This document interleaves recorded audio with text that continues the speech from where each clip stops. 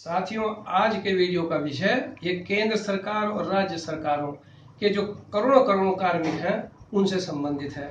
लिहाजा अंत तक इसे बड़ी गंभीरता से आप देखें, समझें और अपने कमेंट आप अवश्य दें। कुछ समय पूर्व केंद्र सरकार ने यह घोषणा की थी कि जो हमारे कार्मिक हैं उनको जनवरी 2020 से डीए की 4% बढ़ी हुई किस्त दी जाएगी। इसी प्रकार से पेंशनरों को मिलती और उसी प्रकार से राज्य सरकारें अपने कार्मिकों को और पेंशनरों को देती है। अचानक ही केंद्र सरकार ने एक निर्णय लिया कि कोरोना वायरस की महामारी के कारण कोई बढ़ी हुई डीए की किस्त जुलाई 2021 तक नहीं दी जाएगी। साल में 2 बार इसका निर्धारण किया जाता है और डीए की किस्त बढ़ जाती है। तो जो डीए जनवरी 2020 से मिल रहा था वही डीए अब आपको जुलाई 2021 तक मिलेगा। ये एक बहुत ऐसा विषय है कि जिसमें काफी कार्मिक जो हैं वो प्रभावित हो जाएंगे। पेंशनर जो हैं उनका जो जीवन है वो पेंशन से ही चलता है, बहुत सौ का, वो भी प्रभावित हो जाएगा। इधर कोरोना का संकट भी इसी प्रकार से है कि देश को उससे भी उबारना है। तो इन सब में एक सामंजस्य क्या हो सकता है, वो ये हो सकता है जो मैंने महसूस किया कि सरकार का ये जो आदेश है वह क्या संविधान सम्मत है। कोई कानून ऐसा अधिकार सरकार को देता है और क्या कोरोना वायरस के संकट से निपटने के कारण ऐसा किया जाना आवश्यक है। ये सारे विषय जो है ये गहन चिंतन करके और इसको स्पष्ट करना पड़ेगा, क्योंकि यदि ऐसा नहीं है तब वह सरकार लोकप्रिय सरकार नहीं रह जाती है। और धीरे धीरे क्या है कि अन्य कोई ऐसी आपदा आई तब भी आपकी सैलरी, आपका डीए काटा जा सकता है और धीरे धीरे फिर ये एक निरंकुश सरकार हो जाती है। जैसे कि नॉर्थ कोरिया के सरकार को बताते हैं कि वहां कोई कानून, कोई संविधान नहीं है, जो किम जोंग उन जो कह देता है वही होता है और उसको फिर सन की तानाशाह कहा जाता है। तो हमारी लोकप्रिय सरकार है, इसलिए हमें सरकार को सचेत करने के लिए भी ये आवश्यक है कि हम इसका बहुत गहराई से चिंतन करें। इसी दृष्टि से मैंने जो चिंतन किया वो मैं आपके समक्ष रखता हूं। सबसे पहले तो हमें ये देखना पड़ेगा कि डियरनेस अलाउंस वो क्या होता है। महंगाई भत्ता जिसको वह कहते हैं हिंदी में, वो क्या चीज है। इनकम टैक्स एक्ट 1961 में स्पष्ट रूप से ये परिभाषा दी गई है कि सैलरी इंक्लूड्स डियरनेस अलाउंस।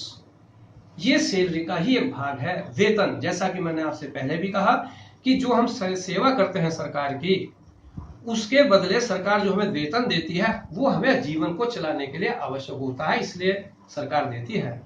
अन्यथा हम अपना जीवन को चला ही नहीं सकते, बच्चों को पढ़ा भी नहीं सकते, रोटी भी नहीं खा सकते। तो इस प्रकार से वो तो एक हमारा राइट हो जाता है क्योंकि हम सेवा देते हैं। और पेंशनर इतने सालों की सेवा देता है तो पेंशनर उसको सरकार की सेवा के बाद अपने परिवार को चलाना होता है। तो इस प्रकार से सैलरी जो है वो सरकार को देनी पड़ती है, वो हमारा एक अधिकार है। पेंशन को पेंशन देना पड़ता है। ये उच्चतम न्यायालय ने निर्विवाद रूप से बिल्कुल स्थापित कर दिया है कि जो सैलरी है, पेंशन है, ये राइट है, फंडामेंटल राइट है। कोई दया नहीं है सरकार की, ये आपको अपने जीवन को चलाने के लिए देनी पड़ेगी क्योंकि आपने अपने बहुमूल्य जीवन जो है सरकार को दिया है, उसकी सेवा करी है। तो ये तो स्पष्ट हो गया। और महंगाई भत्ता ये उसी का भाग होता है। तो ये सारी चीजें तो स्पष्ट हो गई। और ये सारी चीजें अगर आप देखें तो हमारे केंद्र सरकार के जितने भी कानून हैं, चाहे वो इंडस्ट्रियल डिस्प्यूट एक्ट हो, चाहे पेमेंट ऑफ वेजेस एक्ट हो, पेमेंट ऑफ बोनस एक्ट हो, कोई भी हो, सब में ये बात कही गई है कि महंगाई भत्ता सैलरी का ही एक भाग बन जाता है। तो ये तो स्पष्ट हो गई बात। अब दूसरी बात ये रहती है कि ये जो सैलरी है ये किन परिस्थितियों में कम की जा सकती है, क्योंकि कोई ऐसी अभूतपूर्व स्थिति आ सकती है कि सबसे ऊपर देश है, समाज है, हमें अपना सर्वस्व न्यौछावर करके भी अपने देश और समाज को बचाना चाहिए। और यही भावना प्रत्येक हिंदुस्तानी की है, बिल्कुल स्पष्ट है, इसमें कोई विवाद नहीं है। लेकिन क्या वो ऐसी स्थितियां हो सकती हैं कि जब सरकार हमारी सैलरी को इस प्रकार से कम करे। उस अभूतपूर्व स्थिति का वर्णन भारतीय संविधान के अनुच्छेद 360 में दिया गया है। और बिल्कुल मैं गर्व से कहना चाहूंगा कि आज तक ऐसी स्थिति कभी नहीं आई है कि अनुच्छेद 360 के अंतर्गत फाइनेंशियल इमरजेंसी लगानी पड़े। उस वक्त भी नहीं आई थी जब 1991 में गल्फ वार हुई थी और एक सप्ताह का ही हमारे पास ऐसा एक वित्तीय आर्थिक हमारी स्थिति थी कि हम अपने देश को संभाल सकते, कोई वेतन देने के लिए या सरकार को आगे अपने कार्रवाई करने के लिए कोई पैसा इस प्रकार से नहीं बचा था। केवल एक सप्ताह देश चलाया जा सकता था।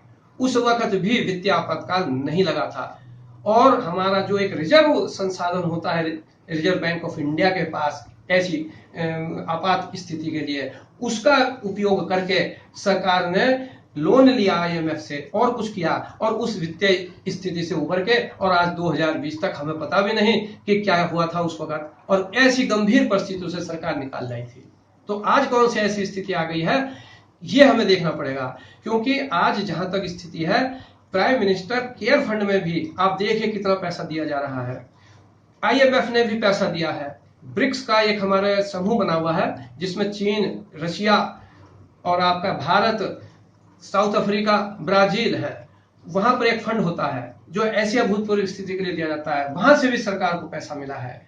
रिजर्व बैंक ऑफ इंडिया ने भी सरकार को जो है वो ऐसी परिस्थितियों के लिए एक अलग पैसा होता है, वहां से भी सरकार पैसा ले सकती है और शायद दिया है सरकार ने। तो अब कौन सी ऐसी स्थिति आ गई, ये अनुच्छेद 360 को आपको अध्ययन करना पड़ेगा। केवल वही परिस्थितियां ऐसी हो सकती हैं कि जब सैलरी को कम किया जा सके। क्योंकि एक चीज और समझिए, अभी यहाँ पर एक चीज और स्पष्ट करनी पड़ेगी कि जो 7th पे कमीशन है उसने इस संबंध में क्या क्या कहा है। उसने इस संबंध में ये कहा है कि ये डियरनेस अलाउंस जो है वो क्या होता है, महंगाई भत्ता। उन्होंने कहा है 7th पे कमीशन ने इज पेड, ये जो डियरनेस अलाउंस है is paid to an employee और pensioner to adjust the cost of living and to protect their basic pay from erosion in the real value on account of inflation.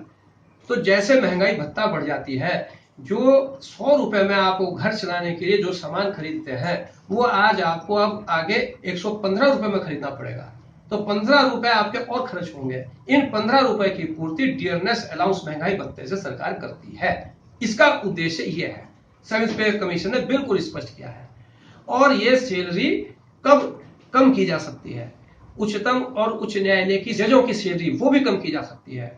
ये बिल्कुल अभूतपूर्व स्थिति जब आएगी तब वित्तीय आपातकाल लगाने पर की जा सकती है। कोई कानून भी ऐसा नहीं बनाया जा सकता कि जिस कानून के अंतर्गत ऐसा किया जा सकता हो, और वर्तमान में संभवतः कोई कानून ऐसा है भी नहीं, क्योंकि जो आदेश सरकार ने किया है उसमें कोई कानून का हवाला नहीं दिया है। केवल इतना लिखा है कि कोरोना वायरस की महामारी जो कोविड-19 के नाम से जिसको कहा जाता है उसके संकट के कारण ऐसा किया गया। तो कोई उन्होंने नहीं लिखा कि कहां से ऐसा अधिकार मिला। अब वित्तीय इमरजेंसी, ये फाइनेंशियल इमरजेंसी ये कब लगाई जा सकती है, इसके संबंध में अनुच्छेद 360 में स्पष्ट लिखा है, if the president is satisfied that situation has arisen whereby the financial stability or credit of India or of any part of the territory thereof is threatened। हमारी वित्तीय स्टेबिलिटी, आर्थिक स्थायित्व जो है उसको बहुत भारी खतरा पैदा हो गया है। विश्व में हमारी साख को खतरा पैदा हो गया है। अब हमें कोई IMF से कोई लोन नहीं दे सकता, हमारे से व्यापार करने में भी कतराने लगे और देश। तो इस प्रकार की जब परिस्थितियां हो जाएं तब आप जो है इमरजेंसी लगाएंगे फाइनेंशियल अनुच्छेद 360 के अंतर्गत, और फिर हमारी सैलरी को आप कम कर सकते हैं। इससे कोई परिस्थितियां दूसरी नहीं है कि किसी भी एम्प्लॉइज की या पेंशनर की सैलरी को कम किया सकता है। और मैंने आपको बताया कि डीए महंगाई भत्ता वो सैलरी का ही भाग है। तो इससे आप स्पष्ट कर लें कि इसका मतलब क्या है कि आज हमें, जैसे कि आप ये समझिए कि जुलाई 2020 में अब हमें महंगाई भत्ता यदि 4% जुड़ के जो हमें मिलता तो हमारी सैलरी बढ़ जाती, लेकिन वो नहीं मिलेगा। इसका मतलब हमारी सैलरी कम कर दी गई है। इसका मीनिंग देयर बाई अर्थ निकला कि हमारी सैलरी कम कर दी गई है। अब जुलाई 2020 से जनवरी 2021 में आई है, हमारी को 8% महंगाई भत्ता हमारा हो जाता टोटल मिला के, तो हमारी सैलरी जो पेंशन है हमारी सैलरी वो बढ़ जाती, लेकिन वो नहीं बढ़ेगी। इसका मतलब उसको कम कर दिया गया है।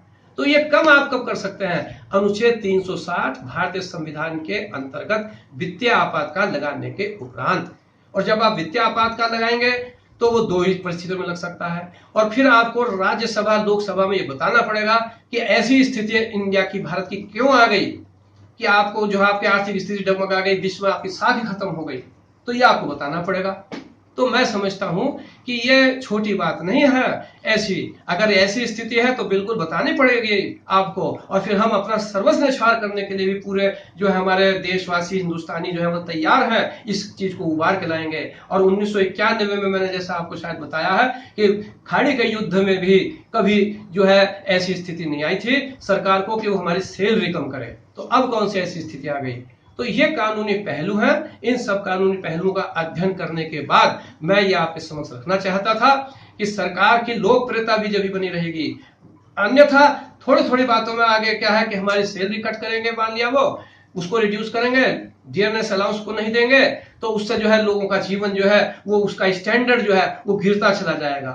लोग जो है और गरीब होते चले जाएंगे। उनको जो है अपने जीवन की जरूरतें जो पूरी करने के लिए, बच्चों के लिए जो शिक्षा या उसके लिए जो पैसा खर्च करना है वो नहीं कर पाएंगे। तो जरा उसका एक इमेज करें। ये भावनाओं में, संवेदन में भेने का समय नहीं है कि हमें मोदी जी से प्यार है, बिल्कुल सही है, हमें प्यार है अपनी जगह, उनकी लोकप्रियता बनी रहे और हमारे देशवासियों का स्टैंडर्ड जीवन ऊंचा उठता रहे और कानून के अनुसार ही, संविधान के अनुसार सरकार काम करे, इसके लिए हमें विचार करना पड़ेगा। और यही मेरे वीडियो का एक मकसद है। और मैं आपसे विनम्र निवेदन करूंगा कि आप भी बिल्कुल निर्भीकता पूर्वक सरकार के दृष्टिकोण को देखते हुए भी और संविधान और वैधानिक दृष्टिकोण को देखते हुए भी जनहित में, देश हित में आप अपने जो है टिप्पणी अवश्य दें। जय हिंद, जय भारत।